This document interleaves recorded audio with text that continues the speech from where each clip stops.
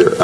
So a lot of times we see people trying to build a really cool feature, which is sort of very specific and very niche and can be really useful, but will have a hard time creating a sustainable business because it's just too narrow. And so very often you'll hear us say, it's great, I might actually use it, but it's too much of a feature. I don't see something which is big enough. So think bigger, try and get a bigger footprint that will sort of drive users, usage, retention, and so on and so forth. The really interesting question here is when you have a platform like Facebook, iOS, Twitter, and you see a gap in the platform, and you try and take advantage of it, to create an economic advantage for yourself and your own mini ecosystem. Often it's going to work really, really well, because if there's a gap, then you can fill it up and get users and build a company there. But often, if it's too close to the core, then the platform vendor or developer is going to say, well, that should be ours. And either they buy you, but it's kind of, they are the only buyers, so it's not that interesting, or they just build it internally. And we've seen many examples of that, Twitter being one of the most recent, where originally they said, here is a set of APIs, and we do Twitter.com, and then the rest is fair game.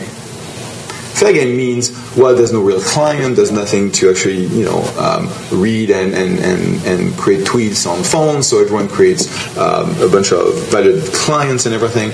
And then 2 years down the road, Twitter realizes that they will never be able to build their own economics without owning the end user directly and the clients. And certainly the core, which was this, becomes this. And they ended up acquiring 2 of the clients, one on mobile, a few of them on mobile, and then TweetDeck, and the rest of the ecosystem is pretty much fucked, right? And can you avoid that? Well,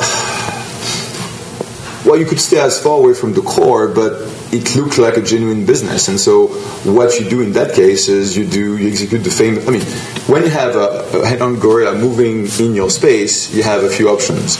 One is trying to be acquired by them. That's what TweetDeck did.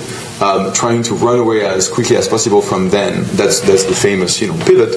Or you just laugh at them because they're sort of big and ugly and they don't run as fast as you are, and you don't care. And if you look at anyone from Nokia or RIM here? No, so Nokia or RIM, sorry, my bad, nothing personal, man. If you look at those guys, it was clear because they were so slow that was going to come to them, and that came to them. And so the issue of the threat of the gorilla is only how fast they can move or how really harmful they are if they start doing what you're doing.